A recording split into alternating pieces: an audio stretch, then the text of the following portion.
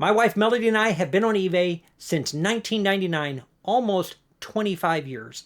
And in that 25 years, we have learned a lot of things. In this video, I'm going to walk you through 10 things that I wish we had known when we got started, that it might have made this a little bit easier for us along the way. So if you're interested in that, let's go ahead and dive right in and get started. One of the most common things that people miss when they're getting involved in selling on eBay is realizing how much work it takes. eBay takes consistency. It's very easy to look on Instagram or YouTube and see someone like me talking about buying some cans for $10 and selling them for thousands because that looks great. That's what winds up on social media. But the reality of it is that eBay takes a lot of work.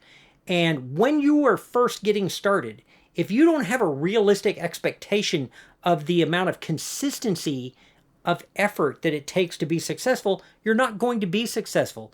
It isn't just a matter of listing a lot of stuff.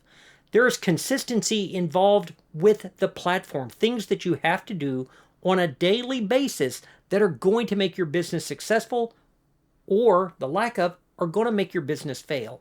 And when you're first starting out, the amount of work that eBay takes surprises a lot of people. And I don't want it to surprise you because I want you to be successful. So the first thing you need to realize, eBay takes a lot of work. No matter how many times you see somebody like me post about some amazing find, it isn't like you run to the garage sale every weekend and you can pick up thousands of dollars of anything for $10. There's a lot that goes into having a find like that, a listing like that, that creates the possibility of a post like that. So when you go into this, remember, there's no free money. eBay, Poshmark, Etsy, all of these, they take a lot of work. All right, let's move on to the next one. I think the next one is something that every seller has faced at some point or another during their career, and that is overbuying. One of the problems with overbuying, when you're buying every single thing that you think you can sell, is that if you buy more than you can list and you keep doing that, it is this added weight to your business that will slow you down. It makes you less mobile. It makes it harder for you to take advantage of other opportunities that come up. One of the fears that a lot of buyers have is that there's not going to be inventory out there. If you talk to an experienced reseller, very few of them don't have enough stuff. Very few aren't able to go out and find things. It does happen, but the reality of it is most of us have a death pile. We have things that we haven't been able to list or things that we haven't been able to get to. So when you're first starting out, when you have the least amount of experience with finding the things that are going to be profitable for you, that is really truly the time that you do not want to overbuy. Buy what you can list. All right, let's move on to the next one. When I started this business, I did the same thing that you're doing right now. I watched YouTube videos of other people that were successful at having an eBay business. Virtually all of them were talking about how fast we need to be able to list. And I tried to copy that. I tried to put these processes in place where I could list 30, 40, 50 items a day. And it turns out I hate that. I didn't enjoy that at all. And very, very quickly, I can't keep up with that. 7, maybe 8 years ago, Melody and I had a really serious conversation about our business. Something I really, truly wish I had realized sooner is that a speed and efficiency model doesn't work for me. I'm not that guy. I don't want to list 50 items a day. If I'm going to do that, I'll go back into a job where I get to wear a tie and do those kind of things. I want something that fits us. But it doesn't mean that you can't grow your business. There's more than one way to grow this business. And if you're watching this, you don't have to copy me. You also don't have to copy somebody else. You watch these videos and pick and choose what works. You know what we focus on now? We focus all of our attention on improving our ROI. We have made a conscious effort over the last 7 or 8 years to study and learn what sells for us. Without raising our initial investment, we've tried to keep our costs exceptionally low. We are trying to raise our average sale price. 7 or 8 years ago, our average sale price was in that $10 to $15 range. And last year it was over $60, and my cost of goods has hardly risen at all. I'm not fast. I had somebody send me a message today and they said, hey, I can only list this many an hour. And I'm like, that's all I list. I don't focus on that. And I know that that's a valid business model and that works really well for some people. It doesn't work for me. I'm not happy operating that way. What I am happy doing is taking advantage of my skill set and Melody's skill set. We like to study. We like the research. And we like going out and spending way more time looking than we do listing. And we might bring home 3 or 4 items, and that's what makes our money for the day. You don't have to build your business around what someone like me says or some other YouTube person. Look at how much you need to make and figure out what do you need to do to make that happen. For us, it was selling better stuff that we still bought cheap, that we could list a few items a day and still make the money that we want to make. And so far, we haven't reached a ceiling. It's still gradually going up every single year as we get better at what we're doing. Boy, this next one is an easy mistake to make, and one that I made over and over and over. I still feel the pull sometimes, and that is buying items just for profit. Earlier, I talked about overbuying, where you're just buying everything that'll sell. You're buying things that will make a profit. You know they will make a profit, but you don't like listing them. If you take home a ton of things that you don't like listing, they're not going to get listed, even if you had the time. You will pick other things to do. A good example for me is shoes. I don't like listing shoes. I know that there are people and they like the consistency of it, and shoes are available everywhere and they bring in good money. I would pick a $40 t-shirt before I would list a $100 pair of boots. Don't buy just for profit. There are other things that consider. Remember, the profitable item you bought that sits in a pile and never gets listed is not profitable.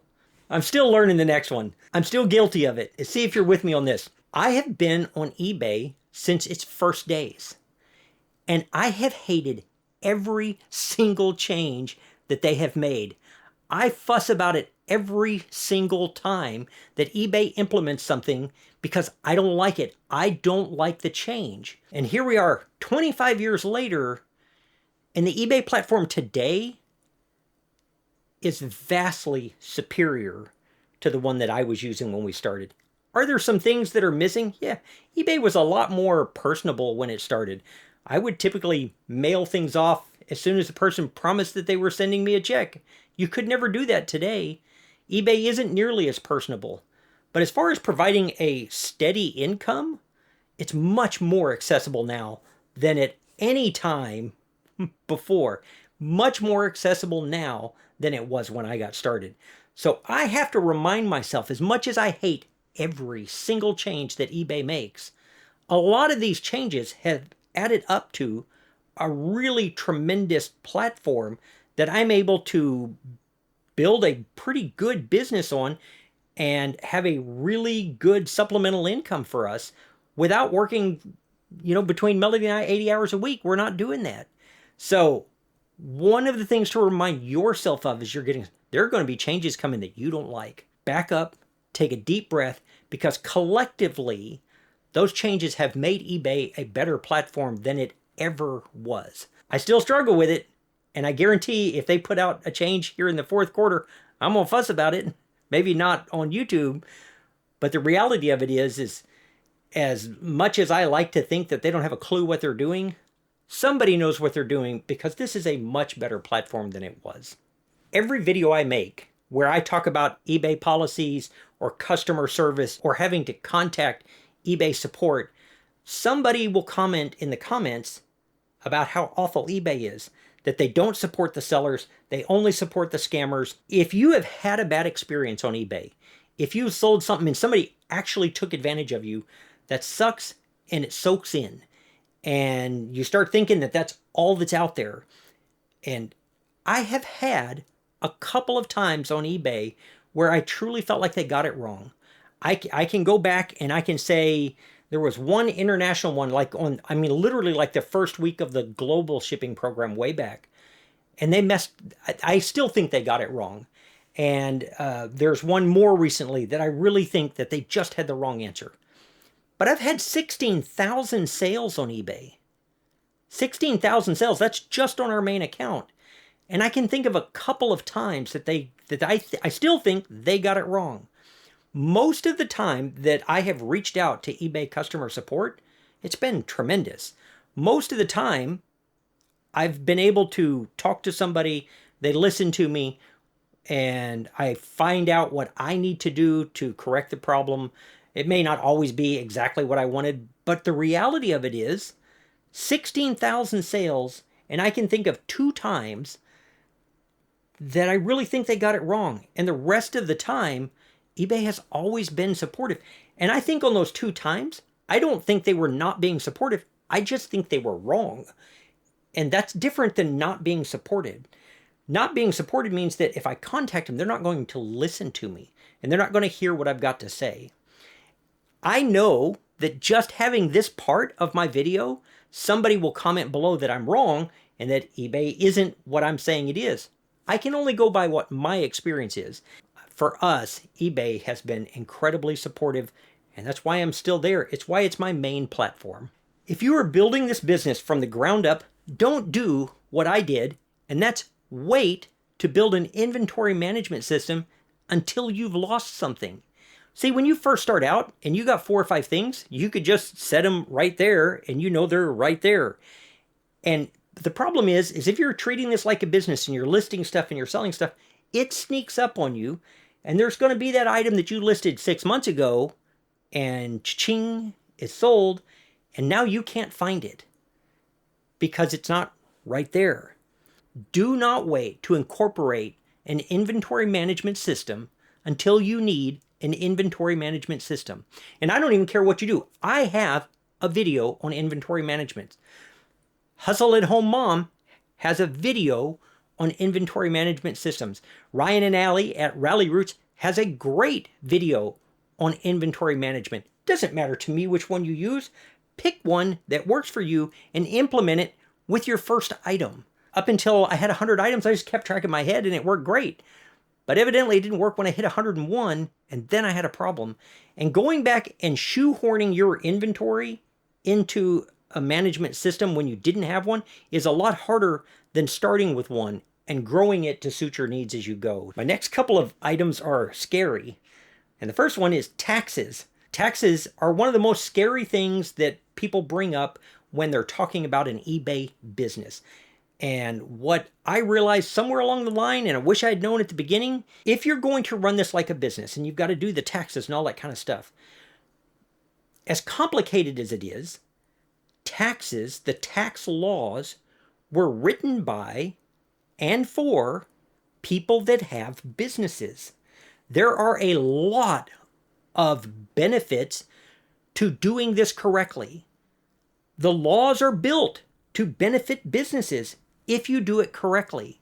I strongly recommend you check out a guy named Justin, the flipping accountant. He's a legitimate reseller, but he is also a CPA. If possible, talk to someone like Justin who also understands the reselling business because some of the CPAs don't. In fact, if you set this up like a business and you run it like a business, there's a lot of benefits to that. And you need to talk to a tax professional early to make sure that you're doing it in a way that not just keeps you legal, but make sure you don't pay taxes that you shouldn't owe. And I think that's really important. Probably the only thing scarier than taxes, as far as me judging from the comments that I get from viewers, is shipping. Shipping is the number one thing that people are afraid of, as far as I can tell. That the idea of shipping on eBay is terrifying. It isn't something that remains scary over time because you don't talk to experienced resellers that are still afraid of it. It's truly one of those things that experience will fix that fear. And the first way that you can get past that is to list a few things and to sell a few things and to get over that fear because it will go away and it will get easier. And hopefully you'll be one of the people selling so much that you're dealing more with how much time you've got to spend shipping, and you're working on that because it won't stay scary forever. The last one, by far, the most important aspect of your business, my business, and I strongly believe this, and that is communication. And I'm not talking about just making a clear listing, although that's really important. I'm not talking about having nice conversations with the buyers, and that's really important. There are so many aspects to communication in this business that you need to be aware of. I could have never predicted when I started this in 99 that at this point today, probably 90% of my inventory the last 3 years has come from private picks. 90% of my inventory comes from that. It wasn't an accident. I talked to people. I have really, really worked on that part of the communication. The communication aspect of your business is what's going to make or break it in the end. It's a lot when you go back and you look at how long it took us to learn these things and how many times it's just little bitty steps along the way for us to get to where we're at today. And really, truly, it puts us in control of our time, which if a business does that, it's a legitimate business. If you are interested in building an eBay business or maintaining an eBay business, and you think that some of the things that I have here would be helpful, I would love it if you would subscribe to the channel. That's it for this one. I'm going to see you real soon on the next one. Bye.